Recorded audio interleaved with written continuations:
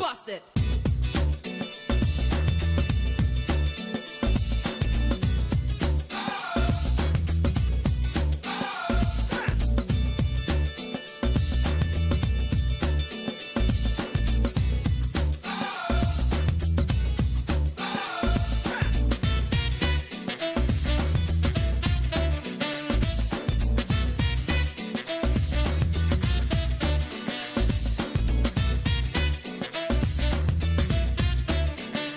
Hello and thanks for staying with us this political platform. My name is Amechi Anakweze. Wednesday, 1st of August 2018, a day after three key members of the ruling All Progressives Congress APC dumped the party for the main opposition PDP. Bukola Saraki, Senate President, was at the lead. Number 3 citizen. Has it ever happened before? This is quite historic. We have seen defections in the past of a number 3 citizen to dump his party and move to the next comes with a lot of implications. Saraki himself gave a whole load of reasons why he had to leave the APC.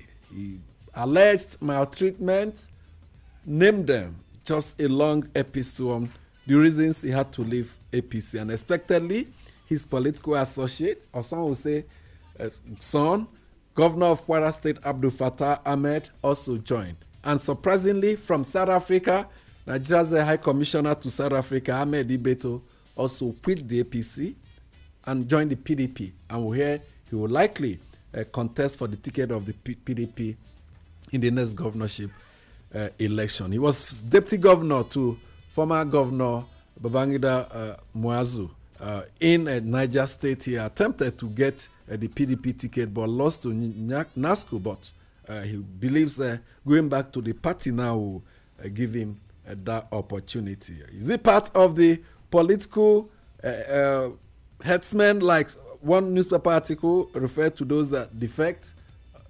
Well, it's just for you to say.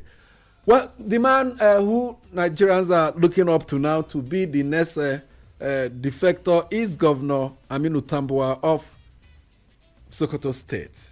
He did not defect yesterday, but he issued a statement saying that Nigeria must reject prison yard democracy. He accused the federal government of hounding political opponents under the guise of anti-corruption campaign to force them to submission.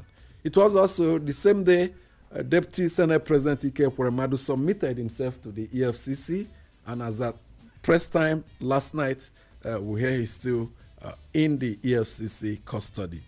President Muhammad Buhari was elected chairman of ECOWAS, sharing news, and he also tasked member countries to obey the decisions of ECOWAS court. Some of our listeners have sent emails reminding the president that he has serially violated ECOWAS court judgments here in Abuja. And one thing that concerns us, moving away from the politics, sometimes or most times is selfish interest.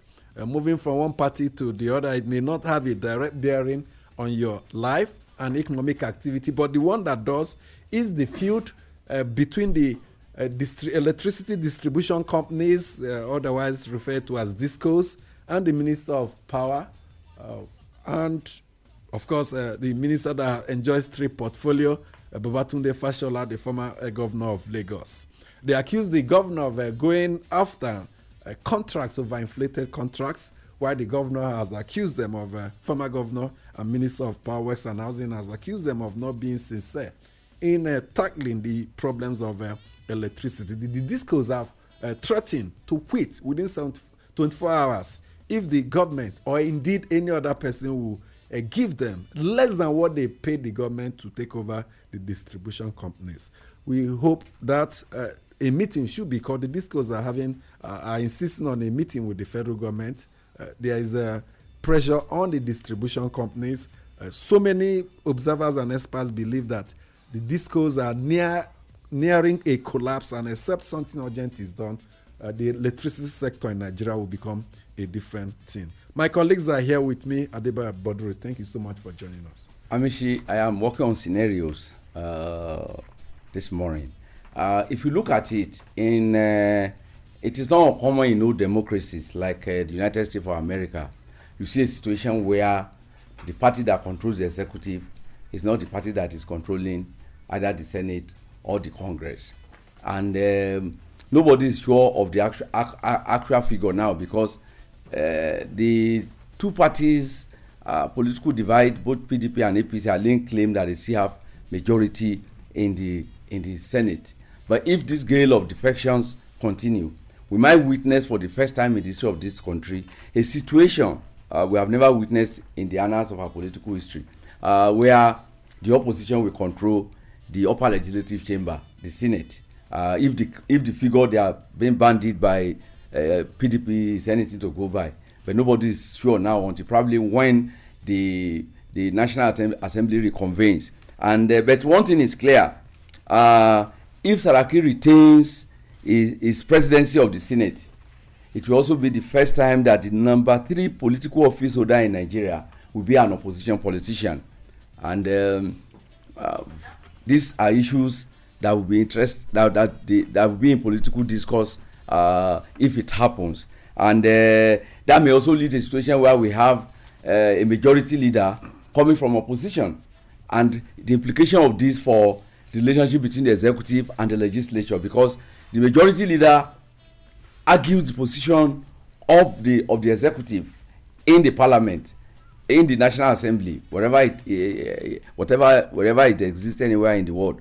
And a situation where you have an opposition politician as majority leader, what kind of relationship are we anticipating?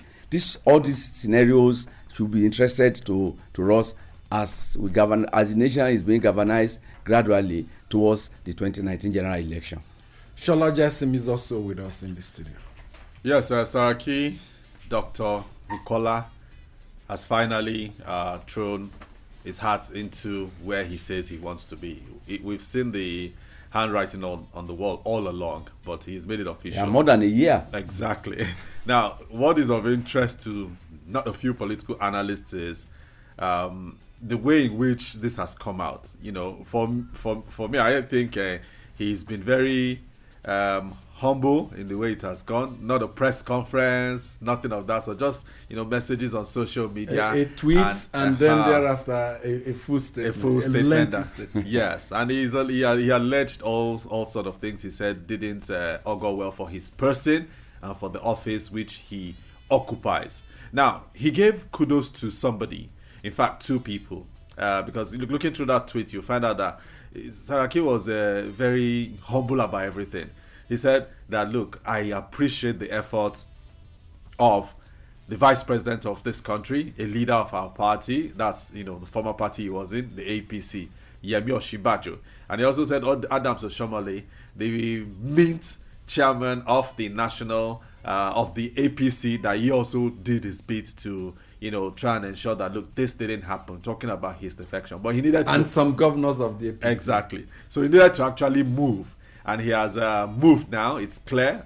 Bayo has said it that, look, will this be, or this is actually the first time we will be having a leader of a parliament who will be in an opposition party.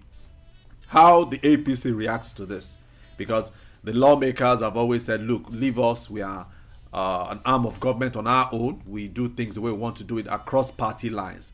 When they resume from this recess by the 25th of September, we will know how things will pan out. You mentioned, Amechi, in your introduction, that President Buhari is now the chairman of ECOWAS, heads of state and government. Good. Well, Africa, Nigeria has always been a leader in the West African sub-region. And the president has said kudos to the ECOWAS court for its role. But many cases, you mentioned it, Amechi, have come out from that court. Have they been obeyed by Nigeria? Is Nigeria bound to obey the rulings of the ECOWAS court? The protocol that set up the ECOWAS court doesn't bind any country to obey those rulings. That's what I said. Well, a priest or even an imam will ask you to practice what he preaches and not what he does.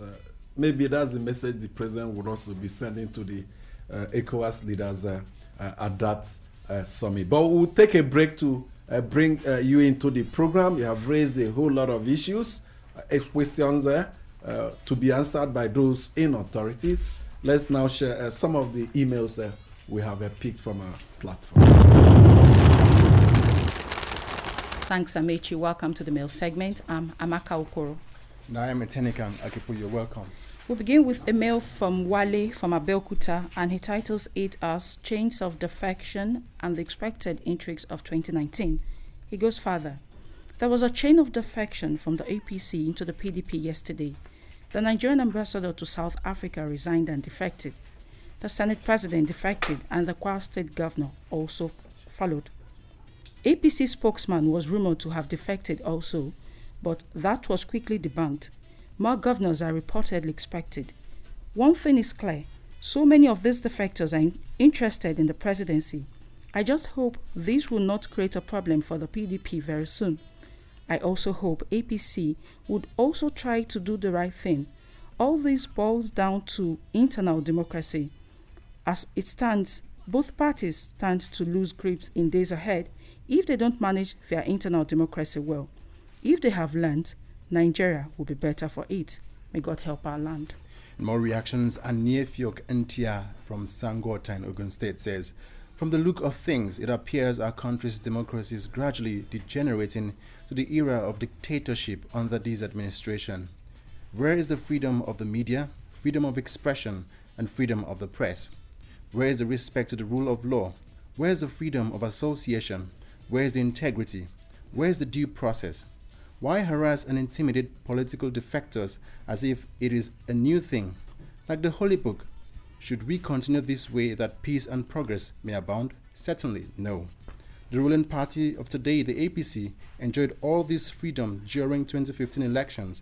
But today, it is like the same APC wants to turn the country to one-party system, which is not possible.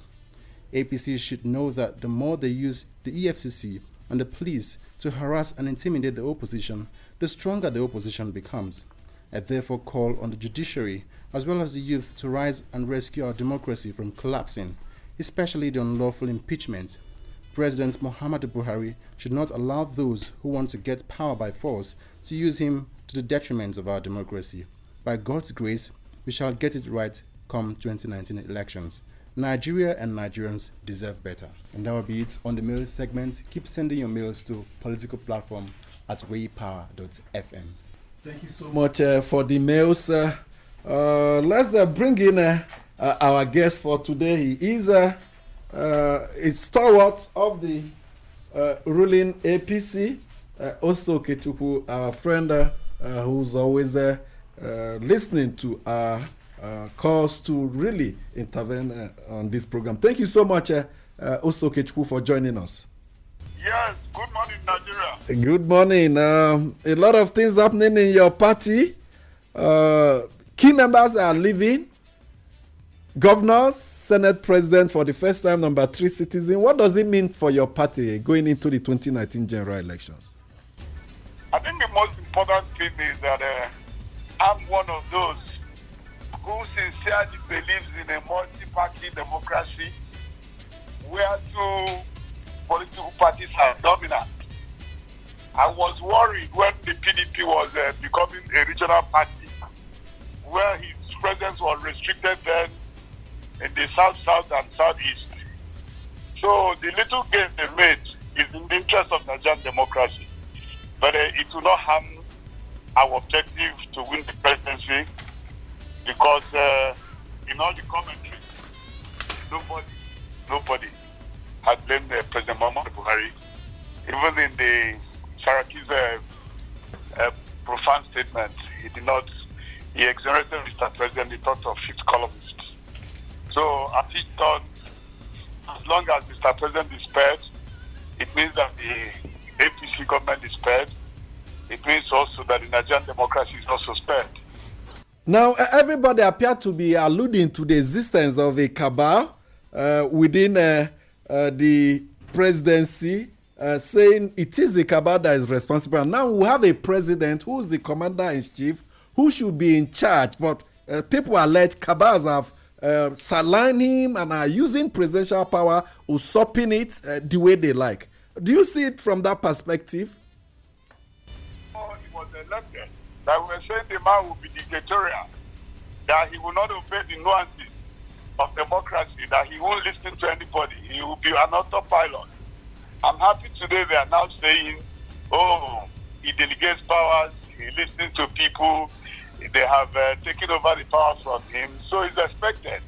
But the point is that in spite of all the noise, Mr. President has remained consistent in what is the most important thing that touches the heart of Nigeria, what is causing the insecurity, what is causing the gross unemployment, which is critical infrastructure. The noise seems to be drowning what he's been doing. He has targeted 5,000 kilometers of federal roads, 5,000 kilometers of rail line, 5,000 additional megawatts of electricity, and self-sufficiency in food production. Nobody's talking about that. But in the fullness of time, when the dust settles, whenever the PDP chooses a presidential candidate, then we'll come up with what Mr. President has done. The issue of the defectors must have settled down by then. Luckily for us, we have 5 to 6 months to go. Within those intervals, they cannot continue defecting. Yes, nobody wants to lose any member of his territory. I would not say I'm one of those who is happy to lose that. And thought less of distinguished Senator Bukola Saraki, whom I know how he contributed to the victory of the APC. So I cannot come here and say, yeah, it's a storm in a teacup. No, it's a big storm. But it's like all storms to settle. And when it settles, we will present the Nigerian people with what President Muhammadu Buhari had achieved. And how he's also fighting the insecurity in the country. How he's engaging Motorola Solutions of America to provide what they call the critical communication infrastructure. I read a piece this morning on the National Daily, and the writer expressed fears that the president's support base is fast eroding, that is going back to the CPC structure, that most of the other people that provided jointly their structure for the president to be elected in 2015 may not be with him or are not completely with him now, except the CPC structure. If you talk of the CPC structure, then it means you do not recognize the humongous job being done by Vice President Professor Yemi Osinbajo, GCON, SAN. And also you say that His Excellency Babatunde Fashola is also CPC, or His Excellency Amechi, Rotimi Amechi of Transport Ministry. So please, there's a lot of talks. Even my friend Buba Galadima even said that President Buhari did not want Tinubu. And I now ask myself, is it not the same Tinubu that the people were pleading with Buhari? Please let it not be advised, because you people come from the same religion. Give us a Christian from the southwest. Have we forgotten? So as I said, it's a big storm. But when, like every storm, it will settle. When it settles, we'll bring to the table what Mr. President has been doing. The fixing of Nigeria is not a one-day matter. And all this insecurity came about because the Nigerian state failed under the PDP leadership. The majority of the youths went unemployed. And as the British proverb says, an idle man is the devil's workshop. We didn't see this when Nigeria was in the glorious days. It was because of the fact that they looted the funds and left the people hungry. An angry man is a hungry man is an angry man. So people easily forget. You will hear all manner of stories. But Nigeria seems to be reacting. Yeah, these issues will change. We'll come to the brass tacks. Yeah, Nigeria seems to be reacting negatively these days. Nigeria seems to be reacting negatively these days to this narrative on what PDP is supposed to do that it has not done and all the rest, and that is the essence of Nigerian voting for another party. And now that APC is in saddle, that all this problem, all the what PDP abandoned, what they did not do, supposed to have been in the forefront of what the APC administration is supposed to have kickstarted this process of galvanizing Nigeria to greatness. My brother Biodu, in 1981, we as student union leaders who had a scuffle with the then Vice President, Dr. Alex Ekweme of blessed memory. When the issue came to the front burner, my late grandmother said she doesn't like Ekweme. And we asked her why. He said Ekweme is those who are fighting that Zik should not be president. All these people who defected today, especially in the north, they will be skewed as people who are fighting Buhari. All those nitty-gritty they are talking today will disappear. The issue is when the PDP ends up bringing a presidential candidate, we'll match him with President Muhammad Buhari's performance. That is what we are doing. We'll just leave the storm to go. When it goes, the PDP, we're begging that the PDP becomes stronger. Because if it becomes stronger, it's in the interest of the Nigerian electorate to have two choices. They will present the resume, what President Muhammad Buhari has done with the little money, and what PDP could not do with unprecedented oil revenue. That will be the issue in February 2019 election. It won't be an issue of who defected and who did not defect. Okay. We just have to thank you so much, Mr. Oster Okechukwu, for your intervention. Thank you very much. I appreciate it. Okay.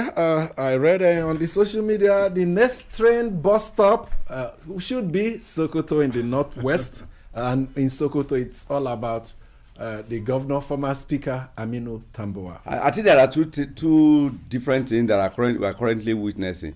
We have hurricane impeachment, which is moving from state to state. And then we also have impeachment train that is also, defections train. Another hurricane? No, it's not an hurricane. Well, to in some extent, maybe an hurricane in one aspect. It may also be just a free trade movement in another aspect. That's precisely what we are witnessing. And I think in the next few days, we recall that we predicted on this program about 2 months ago that the month of June, July, August, and up to September will be very, very critical as the calculations towards 2019, and that is precisely what we are witnessing now. Well, there's one point one person noted that giving a big thought. Now, most of those that have defected have ambitions, especially for the presidential ambition. For instance, Juan Kwaso will soon declare for his presidency sometime next week. Atiku Abubakar, another defector, has already declared. How would PDP manage this issue? Once they go into primaries and once someone is declared victorious, what will happen to the others? How can the PDP manage these big men with their big ego? Can they really keep them together? Don't forget also, we have upcoming, upwardly mobile politicians like Dr.